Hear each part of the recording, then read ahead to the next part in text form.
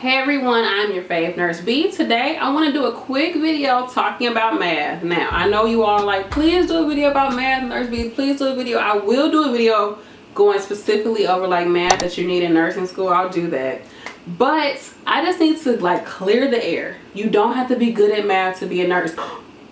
It's true, y'all. You do not have to be good at math to be a nurse. That's a misconception. I think a lot of people, I've had so many people write me and be like, I want to be a nurse, but I'm bad at math. I want to be a nurse, but I'm not that good at math. I suck at math. I'm horrible at it. Da, da, da, da. You need to be good enough to pass the entrance exam, but to actually become a nurse, you do not have to be good at math. Oh my gosh. Like, I don't know where that came from. I guess back in the day they did everything by hand, but nowadays you don't have to be good at it. But what you have to do to be good at in nursing school and be able to pass nursing school is you have to know how to read. I know, right? It's like, come on, duh, nurse B, but not just sit there and read it, but actually reading comprehension, being able to be a critical thinker. All that comes from really understanding how to get this dense information from that paper into your head and then be able to regurgitate it, for one. So that's memorization, regurgitating, but then also using it in a critical thinking type of setting so that you can actually take care of your patients so they don't die on you, okay? Like, that's what is the most important thing when it comes to nursing. And if you're in nursing school or if you are a nurse, please comment down below if you agree or you disagree. There's times in nursing school they will give you legit like 150 pages to read and you have a test over it the next week. Or you have a test over it 2 days from now. Like, that's not like a foreign concept, especially as you get further and further in your career, your nursing career. There's going to be nursing student career, I should say. It's going to get tough and you're going to have to read a lot of dense material, like stuff that you're like, oh my goodness, why? Like, I don't get it. Like, this is just too much. That's why reading and comprehension is way more important than math when it comes to nursing school. And the ways that you can work on your reading and comprehension, of course, basic reading is a must, but also testing yourself over what you read is a good way for you to really see, am I comprehending this information? You read a chapter and then you look over what the beginning of the chapter says, like course objectives. Read over those. By the end of this chapter, you should know da da da da. Go through it. What are the signs and symptoms of rheumatoid arthritis? Okay, did I really comprehend that? Let me go in my mind and see. Okay, then you just try to say it. Come out there and just say it. If you're not able to pick up what you just read, you're not comprehending it. You just read it and you don't even understand it. Like, you can't remember it. You're not comprehending it. For me, what I really did to really help me to comprehend what I was reading is taking notes as I read my material. So I have a video talking about how you can make chapter outlines based off the actual chapter in your book and how you can make notes and do things like that. Go watch that video. I'll put the outline on the Facebook group and the study guide album on our Facebook group for you all to see. But I would just take notes as I'm reading. That way I'm taking the jargon of the book and putting it into my own words.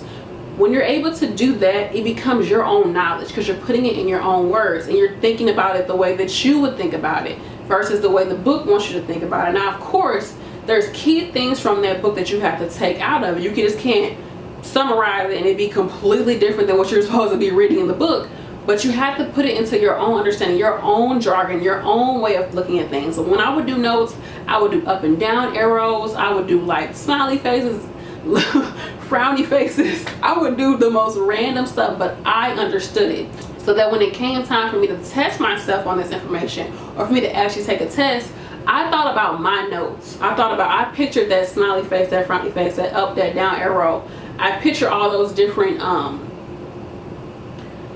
what do you call them, like shortcuts when you're writing, like shorthand, like certain things. I picked that up that I had in my own mind. That's why it's so important to write your own notes or type them. But I think writing it, just the idea of using your hands to learn is very important. But you should also know your learning style too, so I have a video on that as well. Write it down, get some type of understanding. Even if it's writing on paper, it's not your thing, get you a huge dry erase board. My friend legit got me this huge, let me show you, I got this huge dry erase board. and I just have to clean it off, and I'm going to be writing stuff down to help me remember things. I knew somebody in nursing. I knew a nurse. She said that she just got some dry erase paint and she drew it all over her entire wall, and she would just write stuff over and over and over again, over and over and over again. That's how she was able to drill it into her mind. You have to be able to read it, putting into your own words, your own understanding, and then go from there.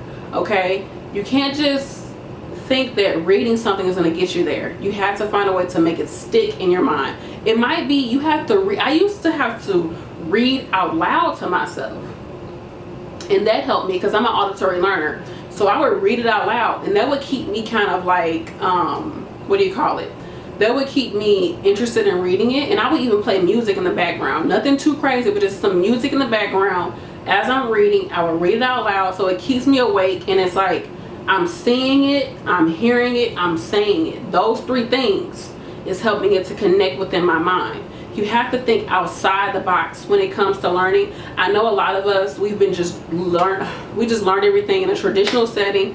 Usually most schools are geared toward auditory learners. That's why a lot of auditory learners do well in school, because it's the teacher talking to you, reading the material, and that's that. But you don't always get those times when you get up and let's do something. Those are more kinetic learners, or people who just get down and like, okay, let's just figure this out with our hands. Like, that's not always the case when it comes to school. So you have to find different things that fit you and your learning style. And like I said, in one class you might be able to do it this way, in another class you have to do it a different way. But don't get bogged down by math. Know your addition, know your subtraction, know your multiplication. You'll do well. If you have a calculator, if you don't know none of that, you got a calculator, you'll do well.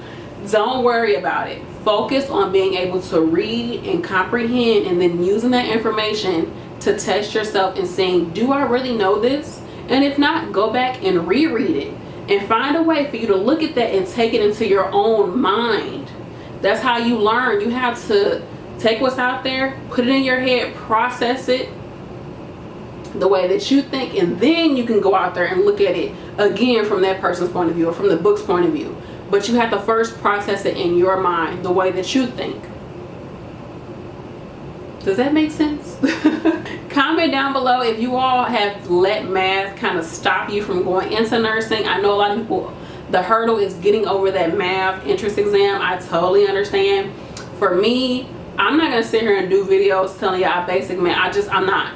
There's too many people out here who are amazing and phenomenal math teachers, math instructors, math whizzes on here on YouTube that will help you to understand those concepts. I'm here to just basically show you how to be successful in nursing school. That's what I'm good at. So go look for some teachers and things like that on YouTube to help with math, because that's what I did to help me. And keep testing yourself over the material. I think a lot of times we read it and we think we should know what I read the book, but you didn't test yourself.